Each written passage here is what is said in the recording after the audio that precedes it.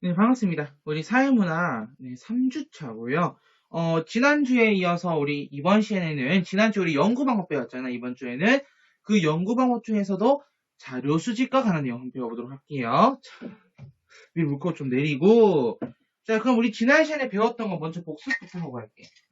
복습부터 한번 하고 갑시다. 자, 우리 지난 시간에, 자, 그럼 첫 주차부터 배운 것부터 복습해볼까? 자, 첫 주차에 우리 자연현상과 사회문화현상에 대해서 배웠어, 맞지? 자연현상의 각각의 특징들 배웠고, 사회문화현상의 각각의 특징들도 배웠어. 맞지? 기억해? 오케이. 잘하고 있는 거. 자, 자연현상이 가치가 없어. 뭘 가치성을 띠고 있어? 그럼 사회문화현상은 가치 함축성을 띠고 있더라. 자, 그 다음에 자연현상이, 자, 확실성의 원리였다면 사회문화현상은 확률성의 원리였다. 존재법칙과 당위법칙 사이의 관계도 기억을 해주면 좋다라고 얘기도 했었고, 자, 그 다음에 자연현상과 사회문화현상을 비교할 때는 그것이 우리가 이제 비교를 할 때 가장 중요한 게 뭐였지? 그렇지. 인간의 의지가 개입이 되느냐, 개입되지 않느냐. 자, 인간의 의지를 개입할 수 있으면 사회문화현상, 개입되지 않으면, 개입 못하면 자연현상이다. 라고 얘기를 했습니다. 참고로 우리 그 교환에 쌤이 따로 이제 기출, 작년도 수능 평가원 그리고 2020 수능까지 해서 기출을 좀 넣어놨어요. 그래서 그것도 한번 나중에 우리 수업 끝나고 다 풀어보는 것도 좋을 것 같아. 자, 그렇게 하고 나서 그 다음에 우리 세 번째 뭐 배웠지, 얘들아? 그렇지. 세 번째로는 변인 간의 관계에 대해서 좀 배웠어. 독립변인과 종속변인, IV와 DV. 이거 오늘 굉장히 많이 나올 거야. 자, IV 같은 경우는 독립변인이고 선후관계, 그러니까 정확히 말하면은 IV가 있어야만이 DV가 발생할 수 있지. 그것도 기억을 해주면 되겠고요. 자, 그 다음에 과학에 분류했었어. 과학이라는 것은 우리가 하는 사이언스가 아니라 연구하는 것이다라고 얘기를 했고, 그래서 자연과학과 사회과학으로 나뉘는데 과학의 반대는 그렇지 형이상학이었다. 그래서 과학, 자연과학, 사회과학, 그리고 사회과학을 연구하는 방법, 방법론적 이론론, 즉 자연과학의 연구 방법과 사회과학의 연구 방법이 같은 그런 연구를 우리가 뭐라고 했지? 그렇지, 양적 연구, 다른 말로 실증적 연구라고 하기도 했고, 그 다음에 자연과학을 연구하는 방법과 사회과학을 연구하는 방법이 다른 방법론적 이원론을 채택하고 있는 것이 우리가 뭐라고 했지? 질적 연구 방법, 다른 말로 해석적 연구라고 했다. 자, 양적 연구는 기본적으로 뭐 하자는 거야? 그렇지, 규칙성이나 변인 간의 상관관계나 그리고 법칙을 발견하는 데 포인트였어, 맞지? 그리고 연구자의 주관적 가치를 배제시키고자 했잖아. 아니, 그거까지 연결해서 봐주면 되겠고요. 자, 그래서 연구 단계 기억나니까 첫 번째 1단계 문제 제기합니다. 내가 어떤 주제로 연구를 할지 우선 정하는 거지. 그 다음 두 번째 뭐였어? 가설을 설정해야지. 자, 가설을 설정할 때는, 자, IV와 DV의 잠정적 진술이라는 표현을 사용했는데, 그 잠재적인 결론 도출을 하기 전에 먼저 해야 되는 게 뭐야? 그렇지. 선행 연구를 검토하고, 그 다음에 독립변인과 종속변인의 잠재적 결론 도출을 해주고 그 다음에 이제 가설의 요건을 검토해야 되는 거야. 자, 가설의 요건과 관련해서는 형식상 요건과 내용상 요건을 나눠서 봤어. 혹시 기억나니? 7번에서 표기되어 있는데, 자, 형식상 요건 같은 경우 첫 번째 우선 뭐야, 네, IV와 DV가 존재하는데 첫 번째. 그리고 두 번째는 뭐야? 변인 간의 관계가 정부 관계, 어쨌든 또는 관계가 없는 이런 명확해야 된다고 했어. 관계가 명확해야 된다. 자, 그리고 내용적 요건에는 첫 번째 검증 가능성이야. 검증 가능성은 사실의 영역이냐 가치의 영역이냐에 비교했었고요. 자, 그 다음에 검증 필요성이라는 건 진부한 진술 안 되고 동어 반복도 안 된다라고 얘기했었다. 맞지? 자, 그리고 나서 연구 설계를 했어. 연구 설계를 할 때 이때 중요한 게 뭐였지? 개념의 무슨적 정의? 개념의 조작적 정의. 언어라는 것을 통해서 어떻게 계량화, 수량화, 수치하는 거죠. 개념의 조작적 정의. 그게 가장 중요했어. 그리고 이때 자료 수집.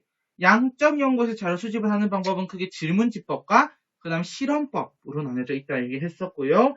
그 다음에 자료 분석 및 통계 처리하고 가설 검증을 하고 이때 가설의 진위 여부를 파악해야 되겠죠. 맞지? 자, 그 다음에 가설의 진위 여부를 파악할 때 중요한 게 뭐였어?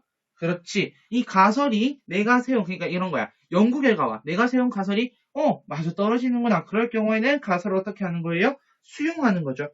그 다음에 만약에 둘이 일치하지가 않아. 그러면 가설을 기각시키는 거야. 자, 그리고 마지막 결론 도출 및 일반화. 근데 여기서 우리가 배울 때 가치 중립적인 단계가 있고 가치 개입적인 단계가 있다 했어. 자, 가치 개입이 가능한 건 우선 1단계 문제 제기, 2단계 가설 설정, 3단계 연구 설계, 그리고 나서 7단계로 가면은 7단계에서 일반화, 그리고 8단계 결론 활용까지는 가치 개입 가능하다. 그 다음 가치 중립적인 거는 그렇지. 자료 수집, 자료 분석 및 통계 처리, 그 다음에 가설 검증, 그 다음에 결론 도출. 여기까지였어. 그 다음에 기납적 연구랑 연역적 연구도 비교했었는데, 자, 양적 연구는 뭐야? 양적 연구는 연역 후 기납이야. 자, 그럼 물어보자. 기납적 연구는 가설이 있는 거야, 없는 거야? 가설이 없는, 즉, 대전제가 없는 걸 얘기하는 거고, 연역적 연구는 대전제가 있어. 즉, 가설이 있단 말이야. 알겠지? 그것도 체크해주면 될 것 같아. 좀만 더 숙여볼까? 됐네. 잠깐만 있어봐. 좀 입혔죠? 네. 너무 잘 나온다, 맞지?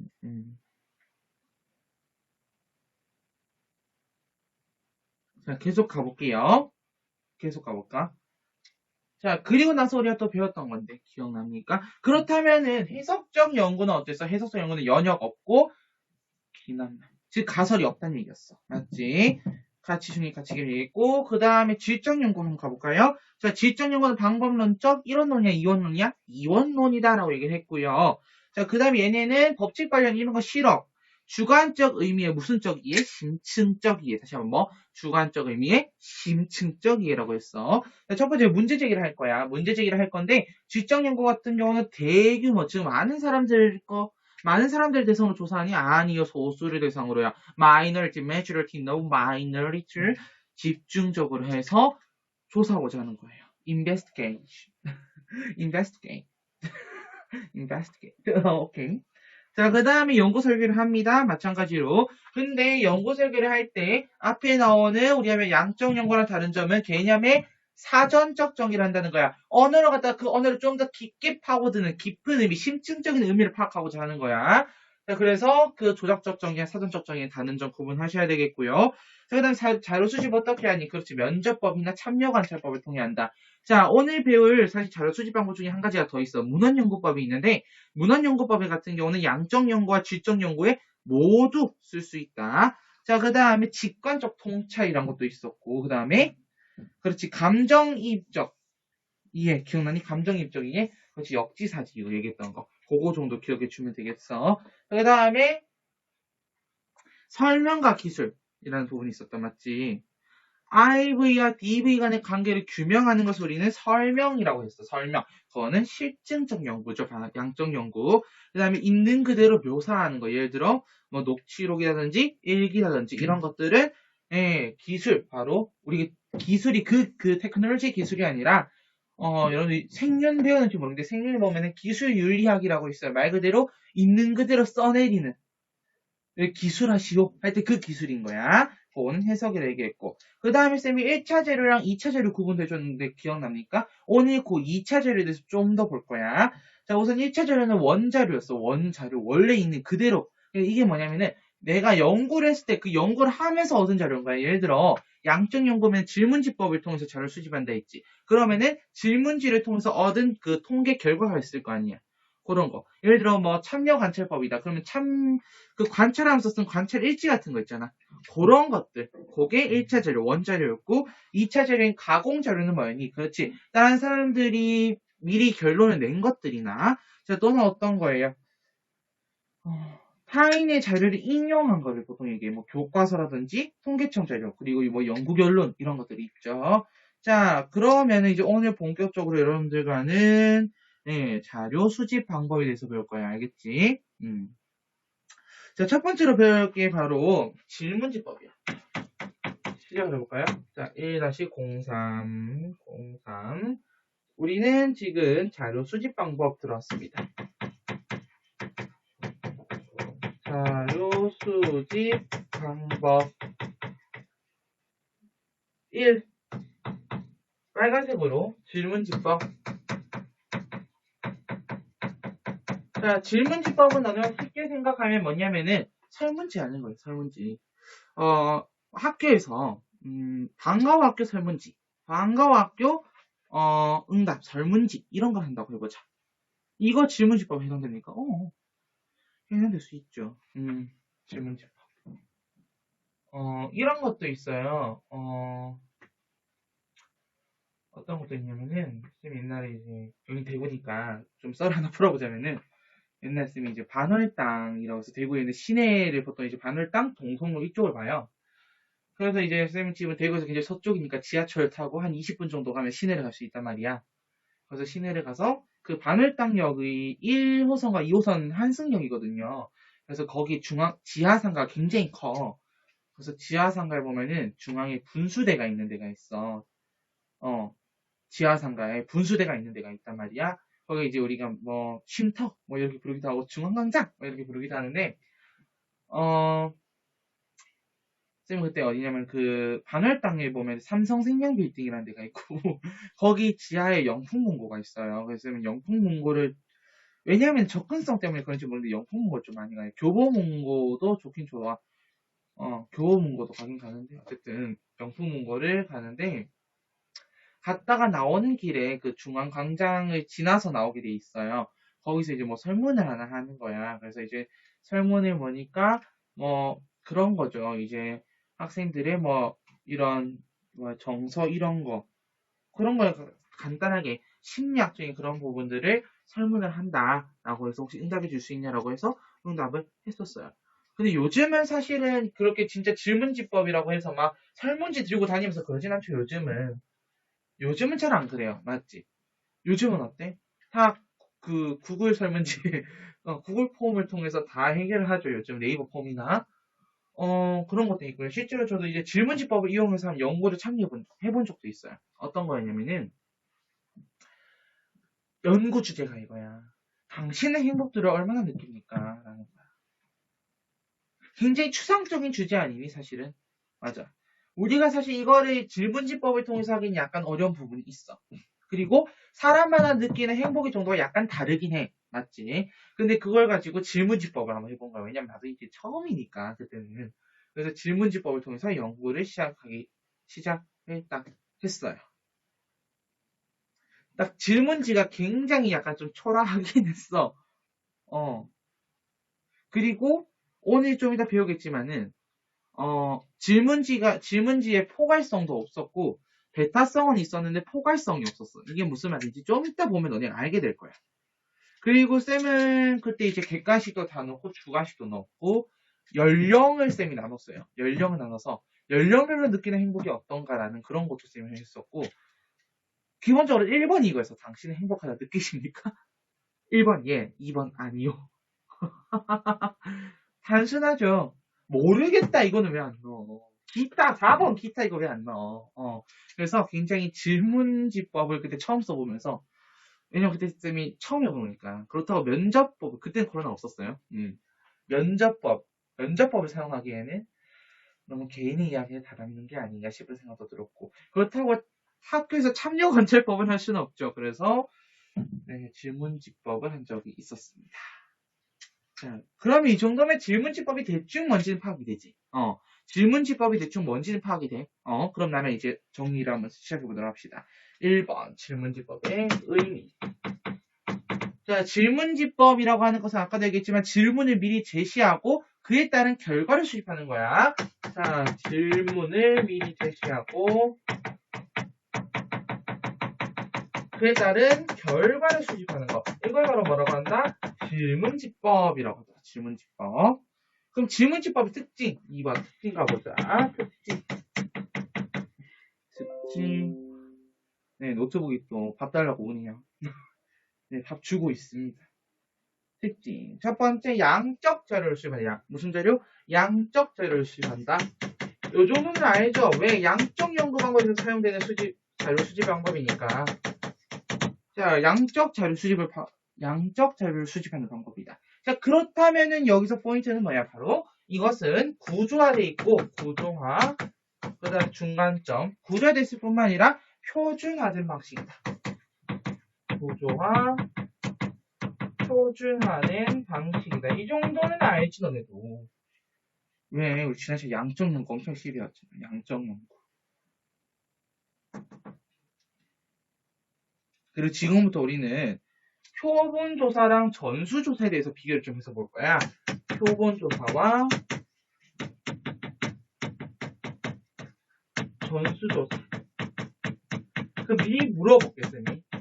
아까 쌤이 얘기했잖아. 쌤은 그 당시 어떻게 했냐면은 학교에 있는 교직원분들과 그리고 학생들을 대상으로 설문조사를 시행했어. 학교 구성원 전체를 설문조사한다고 딱 했으나 실제로 조사를 한 것은 1층 본교무실을 제외한 2층, 3층, 4층에 있는 교직원들과 4층에 있는 학생들을 대상으로 조사를 했어. 이거는 전수조사일까 표본조사일까? 표본조사예요.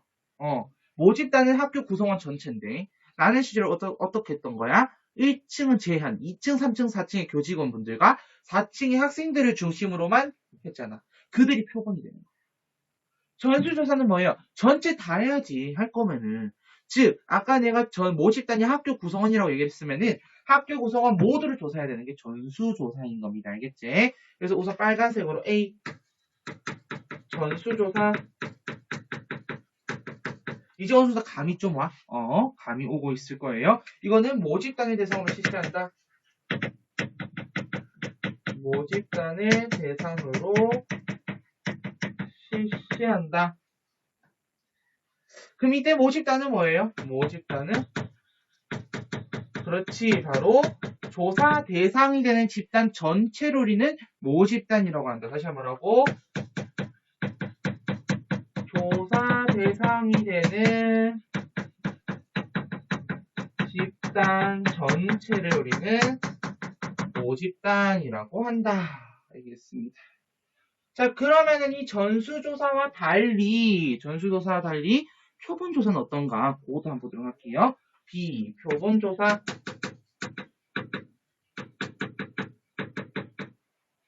표본조사. 자, 표본조사는 당연히 누구 대상으로 해? 모집단이 아니라 표본의 대상으로 실시하겠죠.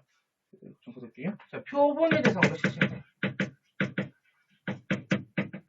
자, 그렇기 때문에 표본조사의 경우에는 대표성을 확보하는 특징이 있어. 자, 대표성은 무엇이냐면은 표본이 모집단의 특성을 가지는 정도를 얘기하는 거야. 그래서 대표성을 확보하고자 합니다. 자, 내가 아까 대표성이 뭐라고 했어? 표본이 모집단의 특성을 가지는 정도라고 했죠. 그럼 첫 번째 우선 모집단도 정리했으니 표본도 정리해야 되겠지?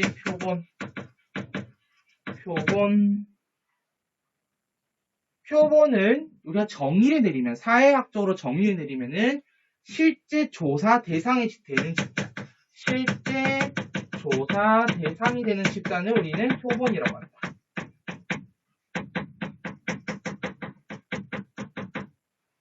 아까 쌤이 얘기했던 그런 예시를 드는 것처럼이죠. 마찬가지로.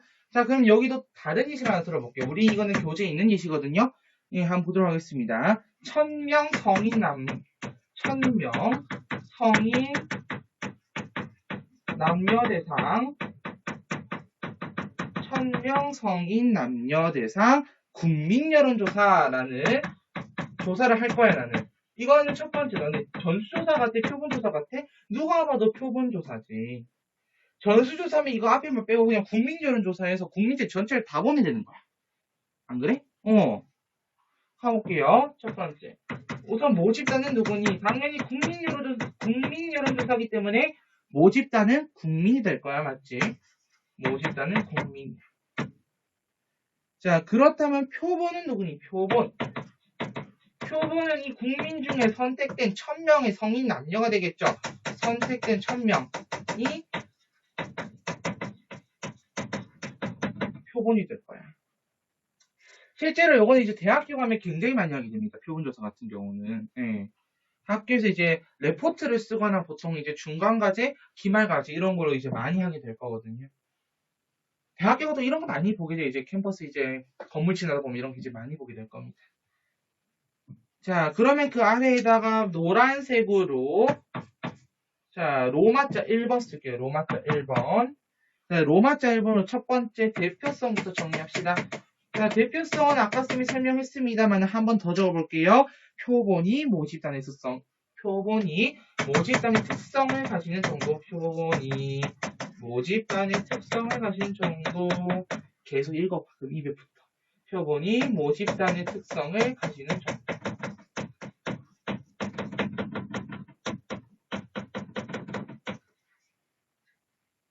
이거를 대표성이라고 하더라. 그 다음 두 번째.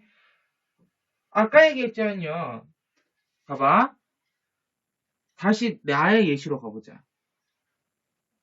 건물, 학교에서 1층 본교무실을 제외한 2, 3, 4층의 교직원들과 4층에 있는 학생들을 대상으로 했어. 자, 4층에 있는 학생들을 대상으로 한다 해도 그 대상 중에서도 내가 누구를 딱 지정하지 않는 이상은 아무나 가능해요. 즉, 무작위 추출이 가능하다. 그리고 다른 말로는 내가 그 사람을 딱 한 명을 지정해서 설문시킬 수도 있다는 거죠. 임의 추출도 가능하다는 거. 그래서 두 번째, 무작위 추출도 가능하고, 여러분 보이죠? 네. 무작위 추출도 가능하고, 임의 추출도 가능하다. 무작위 추출도 가능하고, 임의 추출도 가능하다. 그 다음 세 번째, 5대 변수를 고려해야 돼. 5대 변수 고려. 그 5대 변수 여러분 좀 잘 알아요. 첫 번째, 지역. 왜, 좀 이따 필요하실 거긴 한데요. 요즘은 설문도 ARS로도 많이 오죠. 뭐 예를 들어 선거철만 되면은 뭐 선거 여론조사입니다. 네, 응답해 주시면 1번 뭐 어쩌면 이런 식으로 나오겠지. 그래서 네, 기하께서 살고 계신 지역은 어디십니까? 1번 경기도, 1번 서울, 2번 뭐 예를 들면 잠깐만 1번 수도권, 2번 강원권, 3번 충청권, 4번 영남권, 5번 호남권, 6번 제주권. 이렇게 해서 예를 들어 뭐 3번 했다 해볼게요. 3번 아까 뭐였니? 수도권, 충청권. 기하께서는 연령이 어떻게 되십니까? 1번 10대 이하, 2번 뭐 10에서 19세, 3번 20에서 29세, 4번 30에서 39세 블루블루 쭉 부르겠지. 예를 들어 뭐 3번 했다 치자. 뭐 20에서 29세 뭐 이렇게 했다 치자. 그럼 연령도 했어. 연령도 했어. 자, 기하께서는 학력이 어떻게 되십니까? 초졸, 중졸, 고졸, 대졸, 대학원졸. 학력도 물을 수 있겠죠. 학력. 그 다음에 기하께서는 재산이 어떻게 되십니까? 이 정도 이상, 뭐 이 정도 이상 이렇게 제시를 하겠죠. 잠깐 스탑. 여기서 재산을 제시할 때 가장 중요한 거는 개념의 무슨 적정이? 조작 적정. 어쨌든 재산.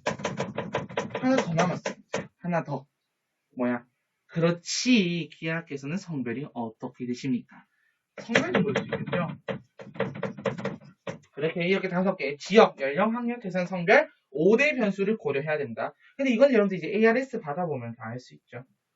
옛날에는 이제 ARS 받으려면 이제 장난치고 싶은 마음이 커가지고 장난만 많이 치고 그러는데 어쨌든 5대 변수를 꼭 고려해야 된다라는 거 포인트 잡으시고요. 그래서 그 예시를 적어볼게. 예시. 청소년이라는 모집단이 있고요. 청소년이라는 모집단이 있고 고등학생이라는 표본 집단이 있어. 고등학생이라는 표본 집단이 있어. 자, 이렇게 둘이 비교해시다. 내가 보기엔 대표성이 있는 것처럼 보이니? 봐봐. 표본이 모집단의 특성을 가지는 정도를 왜 대표성이라고 했잖아. 어? 이거 봐봐. 이 대표성이 있어 보여, 너네 내가?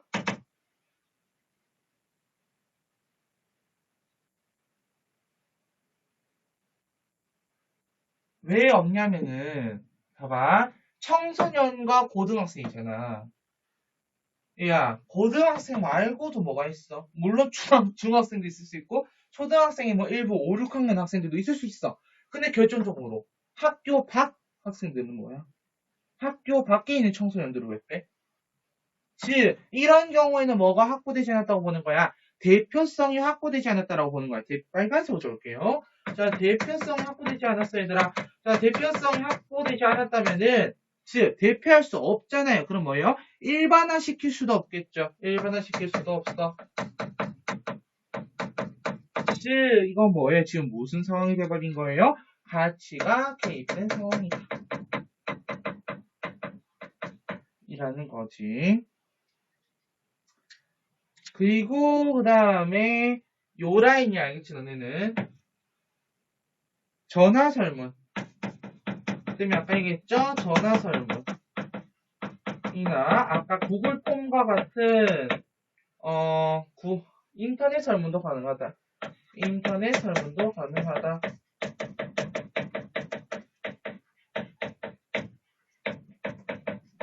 너네 그거 하잖아. 그 매년 보면 교능력 개발 평가라든지 학교 폭력 실태 조사 이런 거 하잖아요. 맞죠? USB 빠져나갔다가 나가는 소리 아니니? 뭐야? 잠깐 있어봐. 이럴 때 보면 약간 좀 무섭단 말이지. USB가 혹시 날아간 걸까요? 아니야, USB 살아있어 아직. 괜찮아. 자, 그 다음에 이제 설문의 형태가 돼. 3번. 설문의 형태. 그러면은 질문지법을 할 때 이 설문을 두 가지 형태로 나눠서 해요. 그게 우리는 이제 개방형 설문과 폐쇄형 설문으로 나눠서 해. 자, 적어볼까요? 개방형. 노란색으로 딱 개방형까지만. 개방까지만. 그리고 하나 더. 나머지는 폐쇄. 그래서 개방형 설문과 폐쇄형 설문. 자, 개방형 설문 같은 경우는 객관식이니 주관식이니 개방 열려있잖아요. 열려있어요. 너 마음대로 프리하게 다 써도 좋아. 프리라이트 오케이 좋아. 허락할게. 너 마음대로 써. 개방형이니까 주관식이에요. 그에 비해 폐쇄형은 어때요? 딱 선지가 제한적이에요. 1번, 2번, 3번, 4번, 5번 딱 정해놨어요. 너 여기서 하나 딱 골라야 돼. 이거는 객관식이죠. 객관식이죠. 그래서 우리가 이걸 각각 개방형 설문은 예비조사, 폐쇄형은 본조사라고 부릅니다. 개방형은 예비조사, 폐쇄형은 본조사다라고 불러요. 그래서 이 개방형 설문 예비조사 같은 경우는 언제 하냐? 연구 설계 단계에서 하다. 연구 설계 단계. 그럼 본조사는 언제 하게요? 가설을 검증하고 됩니다. 가설 검증. 너무 새 칠판에서 하는 거 느끼는 것 같지 않아? 너무 깨끗하게 지워진 칠판에 쓰니까 약간 좀 뭐랄까 그런 게 있거든. 깨끗한 칠판에서 수업을 하면 왠지 기분이 좋아요. 왠지 기분이 좋아. 쌤이 이제 4번, 5번 장점, 단점, 6번 유의점을 적을 건데 그거는 요거 지우고 적을 거거든. 자, 그렇기 때문에 너네 이제 나랑 뭘 해야 되냐? 같이 지우고 복습을 좀 할 거예요. 복습. 알겠지? 오! 부서졌을까, 얘들아? 안 부서졌어. 안 부서졌어요, 여러분. 자, 그러면 나랑 같이 복습을 할 거야. 자, 복습을 할 건데 이제 쌤이 빈칸을 뚫어드릴 거예요. 직접 하나하나 뚫어드릴 거고 우리 이거 빨간 펜 말고 파란 펜 들고 같이 한번 가보도록 하겠습니다. 아직 덜 많은 것 같은데. 자, 질문지법 첫 번째. 어떤 자료 수집해? 양적 자료 수집해. 잠깐만. 괜찮은 거지? 잠깐만 있어. 지금 마음이 약간 안 나서. 이거 잘못하다가 칠판 엉망될 수도 있거든요. 괜찮은 것 같기도. 양적 자료 수집해. 무슨화된 방식? 구조화, 표준화된 방식. 자, 첫 번째 모집단을 대상으로 실시하는 조사를 무슨 조사? 전수조사. 그 다음에 표본을 대상으로 하는 조사는 무슨 조사? 표본조사. 무슨성을 확보? 대표성을 확보. 자, 그 다음에 쭉 갑니다. 표본이 모집단의 특성을 가진 정도 다시 무슨성? 대표성. 자, 그 다음에 질문지법은 어떤 무작위 추출 가능. 그 다음에 임의 추출도 가능하다. 그 다음에 5대 변수. 지역, 연령, 학력, 재산, 성별. 다시 한번. 지역, 연령, 학력, 재산, 성별. 다시 한번. 지역, 연령, 재산, 학력, 성별. 하나도 안 보이네. 지역, 연령, 재산, 학력, 성별. 이 정도 여러분들 이제 파악하고 갈 수 있어야 된다. 그러다 오른쪽 가봐. 청소년이라는 모집단과 고등학생이라는 표본 집단 사이에서는 대표성이 존재하지 않아요. 자, 여기서 포인트. 대표성이 존재하지 않으면은 뭐 할 수도 없어? 일반화할 수도 없어. 그러면 가치가 개입되어, 중립되어, 개입되겠지. 자, 그 다음에 전화 설문, 인터넷 설문 가능하고요. 자, 그 다음에 개방형 설문과 폐쇄형 설문이야. 각각 주관식, 객관식, 예비조사와 본조사인데 각각 어떤 단계에서? 연구 설계 단계에서. 그리고 폐쇄형 설문은 가설 검증 단계에서 하더라. 좀 더 지워볼까? 한 번 더 돌아보자. 자, 자료 수집 방법의 질문지법을 보고 있다. 양적 자료 수집한다. 무슨화된 방식? 구조화 표준화된 방식. 자, 무슨 조사, 표본조사 대 전수조사. 모집단을 상으로 하는 조사를 전수조사. 조사 대상이 되는 집단 전체를 무슨 집단? 모집단. 그 다음에 표본을 대상으로 하는 것은 표본조사, 무슨성 확보, 대표성 확보. 실제 조사 대상이 되는 집단을 표본이라 한다 했고, 예시 보시고요. 자, 그 다음에 표본이 모집단의 특성을 가진 정도로 우리는 대표성이라 한다 했다, 맞지? 자, 그 다음에 무슨 추출 가능? 무작위 추출 가능, 그리고 임의 추출 가능. 그 다음에 이거. 재산, 연력, 학력. 잠깐만, 나도 틀렸어요. 지역, 학력, 재산. 아니야, 잠깐만. 지역, 학력, 연령, 재산, 성별. 아, 왜 그래. 지역, 학력, 연령, 재산, 성별. 다시 한번. 지역, 학력, 재산, 연령, 성별. 다시 한번. 지역, 학력, 연령, 재산, 성별. 오케이. 자, 청소년이라는 모집단과 고등학생이라는 표본 집단이 있단다. 예를 들어 대표성이 확보되지 않으면 일반화도 되지 않는다. 그래서 같이 무슨 개입? 같이 중립화지 개입인데. 그렇지, 같이 개입이 되더라. 요즘은 무슨 설문도 가능해? 전화 설문, 인터넷 설문도 가능하더라. 자, 설문의 형태, 자, 주관식이야. 너 마음대로 쓸 수 있도록 해줄게라는 거는 무슨 설문? 무슨형 설문? 개방형 설문, 예비조사, 연구 무슨 단계? 설계 단계에서. 그 다음에 객관식을 하는 거. 딱 정해놓고 하는 거 무슨형 설문? 폐쇄형 설문, 객관식이다. 무슨 조사? 본조사, 가설, 검증 단계야. 자, 그 눈에 물어보자. 자, 질문지법에서는 주관적 가치가 개입될 수 없다. OX, BX다. 왜? 개방형 설문, 즉 예비조사에서 자신의 주관적 가치 개입될 수 있어요? 없어요? 있지. 왜? 주관적인 가치를 볼 수 있으니까요. 요렇게 여러분들 정리하고 가야 되는 거야. 알겠니? 자, 그럼 좀 더 지워볼게요. 자, 자료 수집 방법은 질문을 미리 제시해서 결과를 수집하는 방법이야. 자, 첫 번째 어떤 자료를 수집한다? 양적 자료를 수집한다. 무슨화된 방식, 구조와 표준화된 방식. 자, 그 다음에 표본조사와 전수조사를 비교할 거야. 자, 모집단을 대상으로 실시하는 조사를 전수조사라고 한다, 맞지? 이때 조사 대상이 되는 집단 전체를 우리는 모집단이라고 한다 했고, 자, 표본을 대상으로 하는 조사를 표본조사를 한다 했다. 자, 무슨성 확보한다? 대표성을 확보한다. 자, 실제 조사 대상이 되는 집단을 우리는 표본이라고 불렀어. 자, 그 다음에 이런 거 확인하고, 자, 표본이 모집단의 특성을 가지는 정도를 우리는 대표성이라고 한다 했고요. 자, 질문지법은 무작위 추출 가능, 임의 추출 가능하다. 그 다음에 5대 변수, 몇 대 변수? 5대 변수를 고려하라는데 기억나니?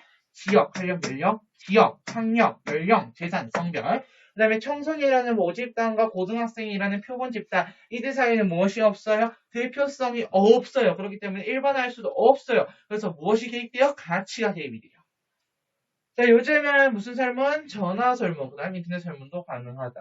자, 설문의 형태, 개방형 설문, 무슨 식? 주관식, 그 다음에 폐쇄형 설문, 객관식, 각각 예비조사, 본조사, 연구, 설계 단계, 가설, 검증 단계.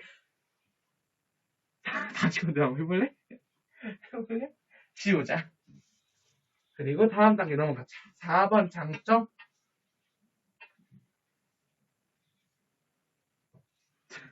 재밌네, 이거.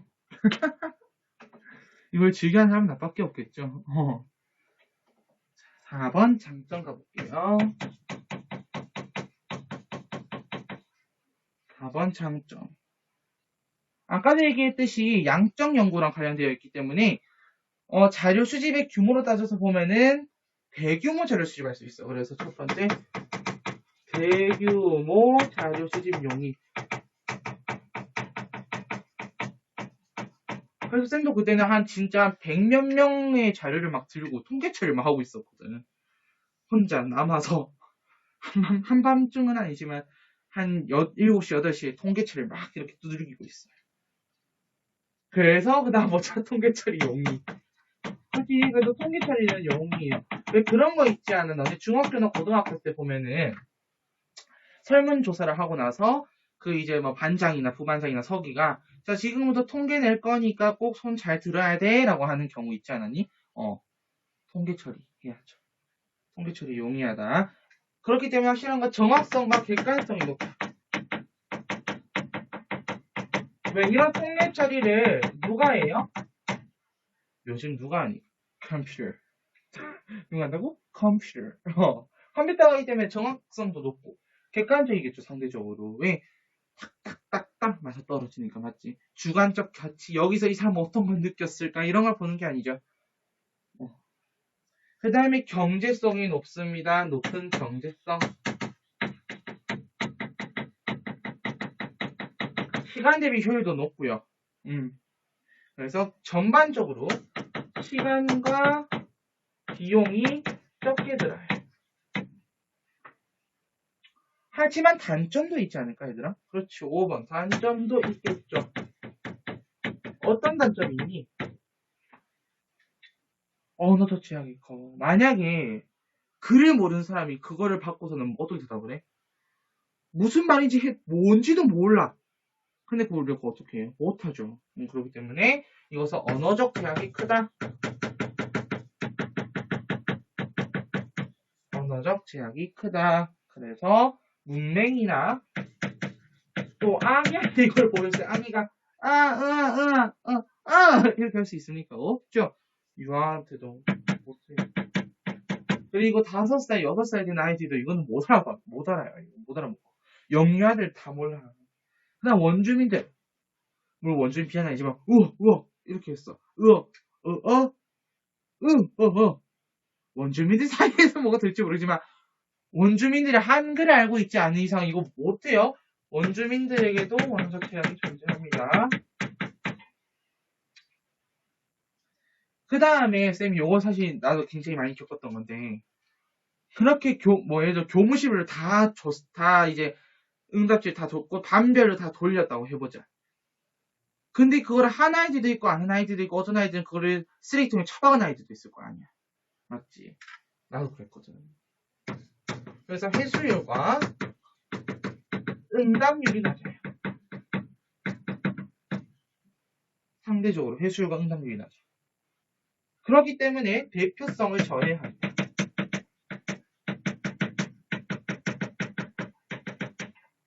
실제로 어떤 애도 있냐면은 그렇게 해서 주잖아. 그렇게 이제 설문지 딱 프린트해서 설문지 나눠주잖아. 자, 학년별 특징이 있어. 근데 중학교 얘기 해볼게. 중학생들. 자, 중학교 1학년들. 약간 순수해. 나름 응답을 좀 잘해. 열심히 하려는 편인 거지. 근데 꼭 장난기는 남학생들은 그거 이제 갖다가 접어서 종이비행기를 날려. 요게 첫 번째 1학년. 중학교 2학년. 그냥 만사 귀찮아. 그래도 하기는 해. 건성건성해. 거기 이제 3번에 나올 거, 세 번째 나올 거야. 건성건성해. 무성의하고 악의적인 응답을 배제하기는 어렵습니다. 배제하기 불가합니다. 배제 불가. 그렇기 때문에 오차 발생 가능성이 높아. 오차 발생 가능성이 높아. 그래서 내가 맞아 얘기를 해보면 중학교에는 건성건성 답해. 그리고 얘네는 전반적으로 받으면은 남학생들 대부분은 그냥 종이빙이지 안 날려. 종이빙이는 안 날리는데 서랍에 처박아 놔 이제. 서랍에 처박아 놓고 꺼내지 않아. 나오지가 않는 거지. 자, 그 다음 세 번째 중학교 3학년들. 나름 열심히 합니다. 열심히 답변을 해요. 그냥 거들어 가면은 이거 줘야 되나 말아야 되나 약간 그래. 너무 자세히 적었거든. 내가 4강에 다 나왔죠. 그러면은 이러한 질문지법을 할 때는 어떤 점을 유의해야 되는지 한번 보자. 6번 유의점. 첫 번째, 애매모호한 질문해서 된다 안 된다? 안 돼요. 즉 애매모호한 표현은 금지합니다.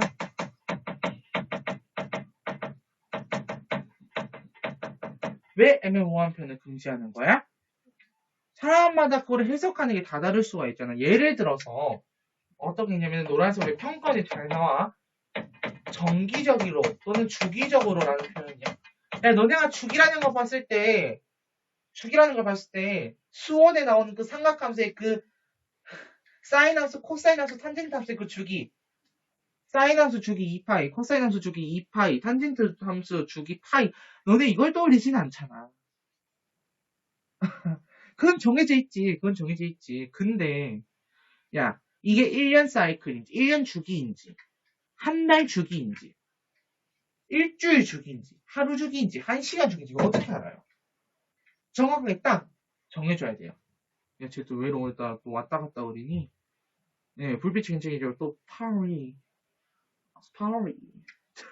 오늘 파리 타임인가요? 추기적으로 라는 표현 집중해서 봐주셔야 되고요. 그 다음에 유도 질문 금지합니다. 네, 왜 그런 거 하지 않니? 드라마에서 보면은 이제 거기서 유도 질문 하겠습니다. 그래서 가치나 이해관계가 개입돼서는 안 된다.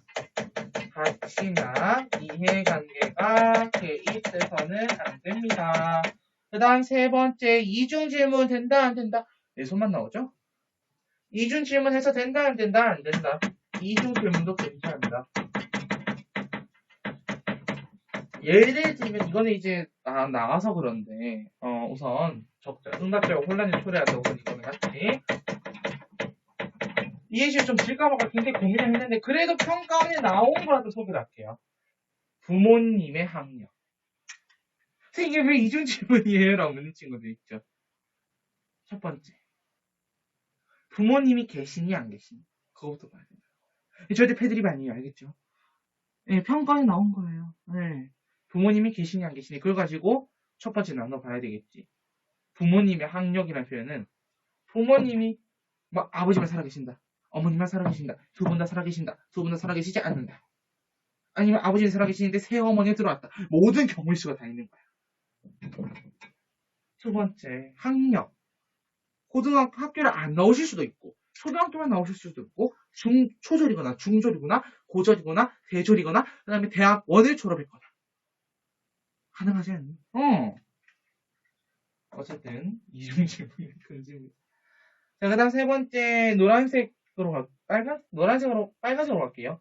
선택지 간의 배타성이 존재한다. 선택지 간의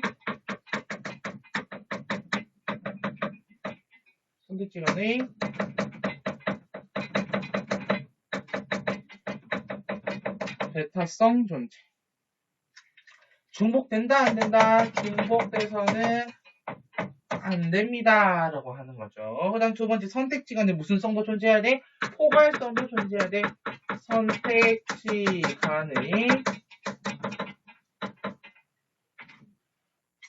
선택지 간의 포괄성도 존재해야 된다. 선택지 간의 포괄성. 지금 모든 범위를 포함해야 된다는 건데 가르쳐 줄게요. 모든 범위를 포함해야 된다.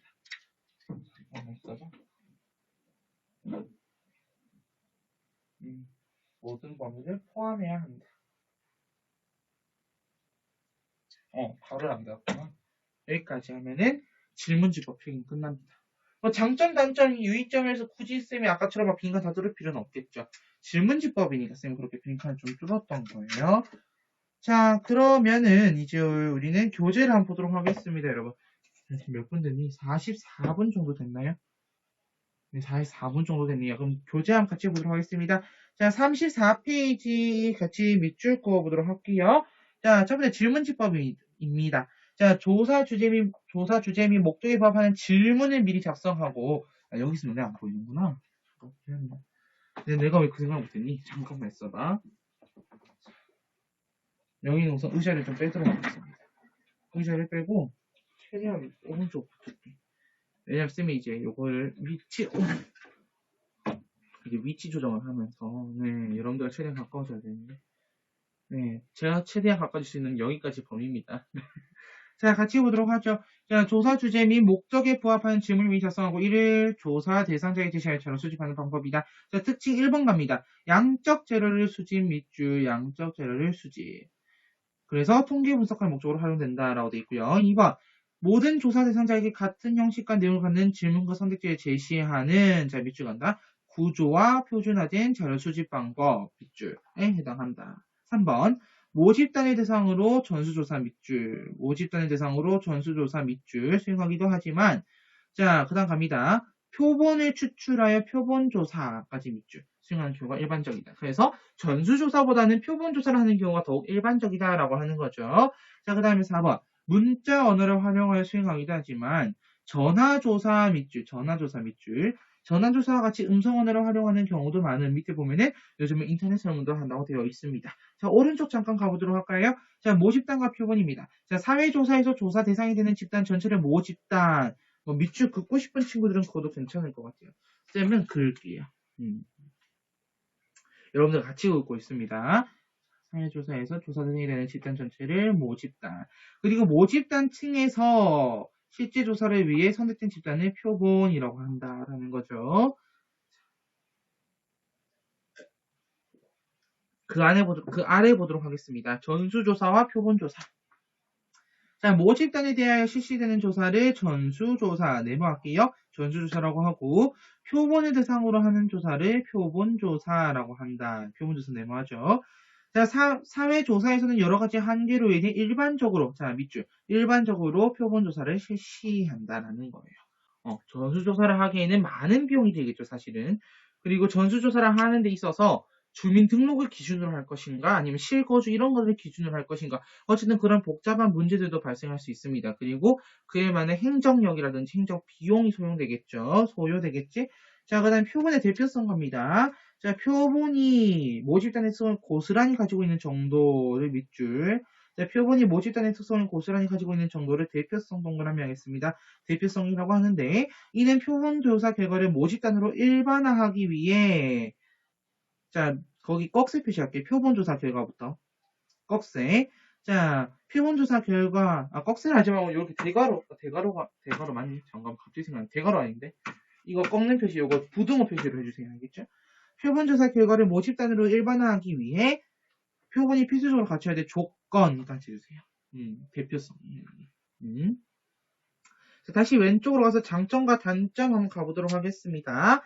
자, 장점 보도록 하죠. 다수를 대상으로, 자, 밑줄. 대량의 자료 수집의 유리, 대량의 자료를 수집하는데 유리. 그 다음 두 번째, 시간과 비용 측면에서 비교적 효율적 밑줄. 그 다음 세 번째, 분석 기준이 명확하고 통계 처리 용이 밑줄. 그래서 집단 간 비교 분석 연구, 집단의 전반적인 특성이나 경량 파악에 적합하다. 이런 것들 다 양적 연구에 해당하는 내용들이지. 자, 그 다음 세 번째, 개량화된 자료를 수집함으로, 개량화된 자료라는 것은 무슨 적정의 개념의 조작적 정의죠. 그래서 이런 개량화된 자료를 수집함으로 비교적, 자, 정확성과 객관성이 높은 밑줄 가겠습니다. 정확성과 객관성이 높은.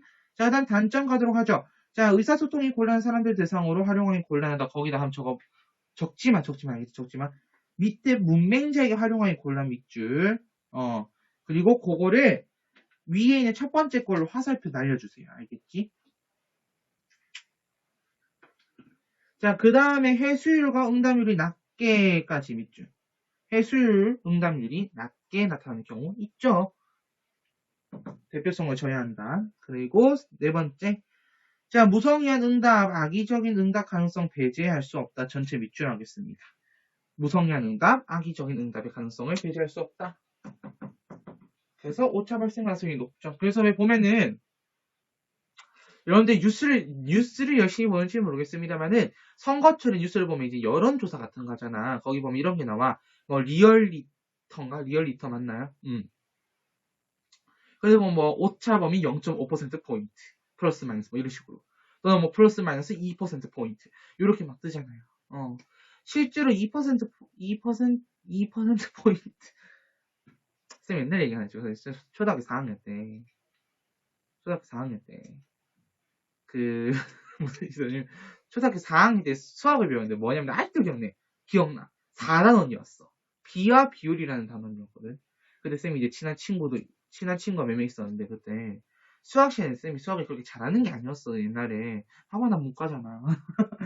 제대로 여러분들 도표 분석 하나는 끝내주게 합니다. 어쨌든 그게 중요한 게 아니라, 그래가지고 그때, 쌤이 그 퍼센트랑 퍼센트 포인트의 차이를 모르겠는 거야.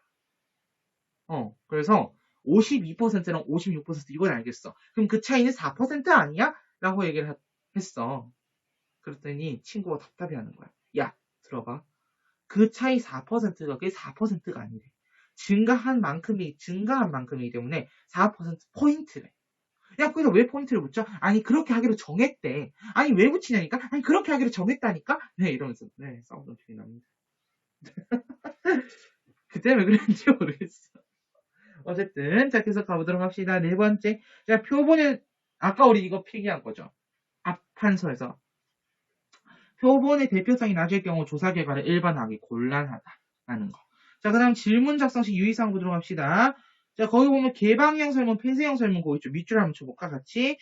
자, 쭉 가도록 해볼게. 그래서, 자, 밑줄 어디서부터 갔냐면은, 자, 제시한 선택지를 고르도록 요구까지 밑줄, 선택지를 고르도록 요구 첫째 줄에, 선택지를 고르도록 요구, 그리고 폐쇄형 질문 네모, 그 다음에, 간략하게 기술하도록 요구 밑줄, 그 다음에 개방형 질문, 개방형 설문이라고 하기도 하죠. 자, 이거는 요즘 일반적으로는 폐쇄형 질문을 쓴다. 폐쇄형 설문을 쓴다. 얘는 본조사, 폐쇄형은 본조사. 본조사. 가설 검증 목적. 그렇다면 얘를 가지고는 객관적인 의미를 알 수 있겠지만은, 자, 주관적인 의미를 알 수 있는 설문은 개방형 설문, 예비조사 때 하는 연구 설계 단계 때 하는 거죠. 그래서 그걸 보고 대충 연구 설계의 단계를 잡기도 합니다. 자, 그러면은, 자, 다시 또 밑줄 한번 가보도록 할까요? 자, 34페이지 4번에 1번 보도록 합시다. 자, 질문은 모호하지 않아야 함, 밑줄. 질문은 모호하지 않아야 함. 주기적으로, 이런 거. 기억해 주시고요. 두 번째, 자, 조사 대상자의 판단에 일정한 방향, 자, 유도하는 질문은 바람직하지 않은 밑줄. 유도하는 질문은 바람직하지 않은 밑줄. 그리고 그 뒤에 주관적 가치나 이해관계가 개입되어서는 안 된 밑줄. 자, 그 다음 3번 갈게요. 하나의 질문은 하나의 정보를 물어야 함. 밑줄. 즉, 뭐 하지 말라는 거야? 이중 질문 하지 말라 그 얘기 알겠지? 자, 그 다음 4번 가겠습니다. 질문지, 즉 선택지 간의 배타성. 자, 거기 선택지부터 가면 돼. 선택지 간에는 배타성이 있어야 한다. 즉, 중복이 있어서는 안 된다는 얘기야. 알겠지? 예를 들어 이런 거야.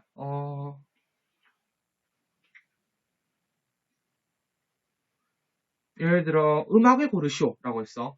뭐 당신이 좋아하는 음악을 고르세요 라고 했어. 그래서 예를 들어 이런 거죠. 뭐 있지? 요즘 뭐 그런 거 있잖아. 그러니까 한국 이런 거죠. 뭐 그래서 이런 거죠라고 하는 거 말을 못한다. 아니, 나 다른 예시 들어볼게. 그 스포츠 예시 들어볼게. 당신이 좋아하는 스포츠 예시. 자, 축구, 야구, 농구, 배구 이런 거 해놓고 구기. 중복됐죠. 구기는 그 전체 공을 가지고 하는 공을 가지고 하는 스포츠 얘기하잖아. 중복된 거지. 이런 거. 당신이 좋아하는 과학 연구 분야에 대해 고르시오. 물리학, 화학, 생명과학, 지구과학, 그리고 화학. 중복됐죠. 예를 들어 당신이 좋아하는 사회탐구의 과목을 고르시오. 생활관리, 윤리와 사상, 한국지리, 세계지리, 그래서 블라블라블라 경제, 그리고 사회탐구. 중복돼서는 안 된다. 그 다음에 5번. 질문지 응답 한번 자, 선택지부터 할까? 자, 선택지는 포괄성을 갖춰야 함. 선택지는 포괄성을 갖춰야 함. 즉, 그래서 응답 항목 중에서 선택할 수 없는 문제가 발생하면 안 돼. 예를 들어, 뭐 연령을 묻는데 내가 70세 이상이라고 쳐. 근데 60에서 69세밖에 없어. 그럼 나는 어디다 체크해야 돼? 그리고 예를 들어, 스포츠를 물었어. 축구, 야구, 배구, 농구, 발야구 넣었어. 나는 컬링 좋아하는데. 체크할 수 없죠. 맞지? 또, 이런 거죠. 또 뭐 있죠? 어쨌든 그런 것들. 지역 중에도 딴 거 다 물어놓고 뭐 충청권을 안 묻는다든가 이런 식으로. 그래서는 안 된다라는 내용입니다. 알겠죠? 자, 오른쪽에 질문지법의 특징을 한번 가보도록 하자. 자, 당신의 성별 지금 5대 변수다, 맞지? 남성, 여성 물었어. 당신은 사형제도의 폐지에 대해 어떻게 생각합니까? 찬성, 반대, 모름. 뭐 이렇게 볼 수 있겠다. 근데 2번 밑에 봐봐. 질문 작성 시 유의사항. 당신은 주기적으로 운동을 합니까? 주기적이요? 잠깐만. 뭐 하는데요? 혹시 한 달? 한 달? 네, 저 한 달 사이로 운동합니다.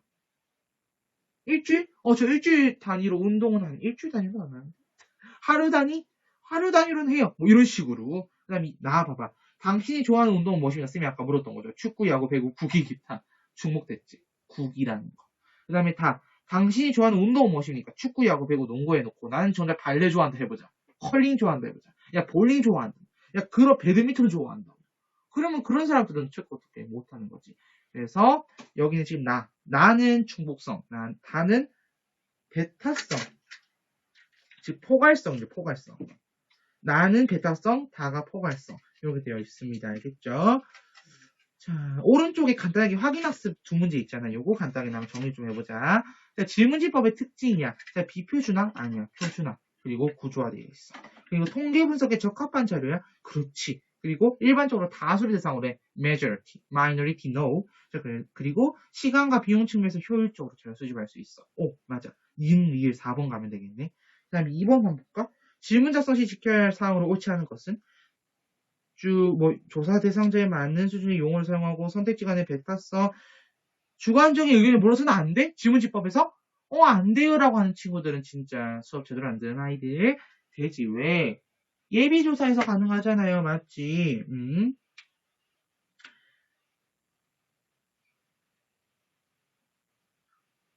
연구자의 주관적 가치관이 판단이 되면 안 되는 거지. 답변자, 응답자의 주관적 가치 판단은 개입이 돼도 괜찮겠죠. 자, 그 다음 4번. 응답, 그렇지. 선택지, 포괄성. 그리고, 그렇지. 가치나 이해관계를 개입시키면 안 된다라고 했습니다. 자, 여기까지 해서 질문집법 했고요. 여러분들 그 다음에 면접법 참여관 저번 나오고 그 뒤에 넘겨봐. 38페이지 실험법 나오지. 10분 쉬었다고 이제 실험법 정리할 거야. 알겠지? 10분 후에 봐.